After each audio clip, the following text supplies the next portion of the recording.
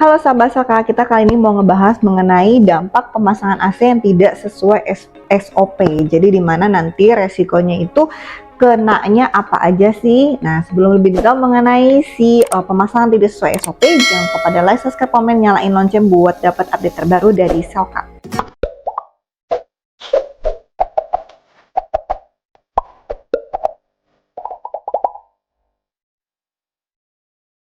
Halo sahabat Selka, kalian udah tahu belum kalau Selka ini sudah ada untuk cuci AC-nya. Nah, kita ini sudah melayani sampai 5.000 customer untuk pencucian AC di Selka. Kita cover dari setengah sampai 2,5 PK untuk AC split rumahan.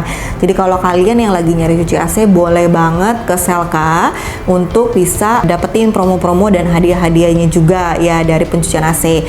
Kita kalau misalkan cuci di Selka itu mendapatkan adalah pengharum ruangan. Jadi kalau kalian habis cuci AC, otomatis nanti teknisi dari Selka akan menggantungkan untuk si pengharum ruangan. Nah, untuk pencucian AC ada garansinya nggak? Ada. Garansinya adalah 14 hari dari selesai pencucian.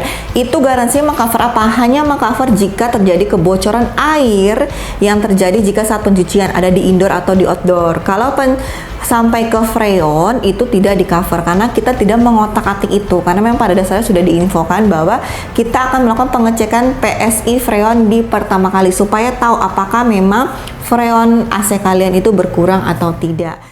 Nah, pentingnya itu adalah SOP sesuai pemasangan itu banyak banget rugi yang dapat kalian dapatkan. Jadinya wajib banget sesuai dengan SOP. Jadi bener-bener carilah teknisi yang memang kalian percaya, ya kan. Jadi pertama bisa garansinya void, nanti AC-nya cepat rusak, dan beberapa part-part yang dimana mungkin akhirnya akan merugikan kalian sampai berjuta-juta. Kenapa? Karena memang kalian beli AC itu kan nggak murah ya.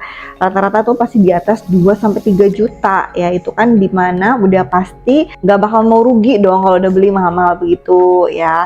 Nah, jadi yang berikutnya, kalau kalian tidak sesuai SOP pemasangannya atau teknisi kalian yang memasangkan tidak sesuai SOP, pertama garansinya void. Kenapa garansinya void? Iya, karena kan tidak sesuai pemasangan. Contohnya yang sering kali terjadi rata-rata kalau AC yang misalkan posisi indoor outdoornya itu dekat, mereka pasti cuma mau pakai pipanya cuma 1 meter 2 meter, padahal standarnya itu minimal 3 meter untuk AC di bawah 2 PK ya. Jadi kalau bisa lebih baik. Kenapa? Tapi banyak kok yang bilang, nah, tapi kan saya cuma belakang-belakangan, itu nggak perlu sampai 3 meter. Saya tuh rugi loh harus beli pipa sampai 3 meter, ya kan? Padahal cuma belakang, butuhnya malah cuma setengah meter. Nah, kenapa standarnya 3 meter? Harus kalian ketahui bahwa sirkulasi freon itu wajib berjalan. Kalau terlalu pendek, tembakan freonnya itu akan merusak si unit AC-nya jika cuma setengah meter, 1 meter, atau cuma 2 meter. Makanya kalau memang kalian cuma belakang-belakang, tetap belilah 3 meter. Gak apa-apa digulung aja sama teknisnya, minta tolong digulung supaya tetap dia akan sirkulasinya sesuai panjang 3 meter. Jadi tidak akan cepat merusak AC kalian. Ya, jadi kalau misalkan 2 PK ke atas wajibnya minimal 5 meter supaya aman. Itu salah satu contoh kenapa garansinya bisa void ya. Nah, yang kedua berikutnya potensi kerusakan. Nah, kerusakannya di mana? Banyak. Salah satu yang tadi saya bilang kan, yang mengenai freonnya yang sirkulasinya terlalu pendek. Itu akan merusak si unit AC indoor outdoornya. Ya, berikutnya apalagi yang tidak sesuai SOP rata-rata yang dimana flaringannya tidak bagus, ya kan? Jadinya freonnya habis. Nah, itu kan tidak masuk garansi freon karena kan karena kelalaian pemasangan. Jadi dipastikan pemasangan teknisinya harus tahu flaringannya itu harus baik, tidak boleh sembarangan, tidak boleh terlalu besar, tidak boleh terlalu kecil. Jadi menyebabkan pecah gitu. Jadinya akhirnya freonnya habis. Kalau freonnya habis, apakah rusaknya ke AC-nya? Bisa enggak, bisa iya. Tapi kalau misalkan ketahuannya cepat, ya tinggal diisi freon lagi aja, nggak usah terlalu pusing. Paling ya memang minta tanggung jawab dari si pemasangan AC-nya. Biasanya garansi AC 30 hari. Kalau pemasangannya itu flaringannya tidak baik, ya kan, itu hitungan paling lama 1 minggu aja freon tuh udah pasti total habis. Jadi nggak perlu nunggu 1 bulan lebih baru AC-nya freonnya kosong. Itu jarang banget terjadi. Biasanya kalau udah lewat dari 1 bulan itu indikasinya nggak karena pemasangan, mungkin memang karena ada unit AC di dalamnya yang problem gitu.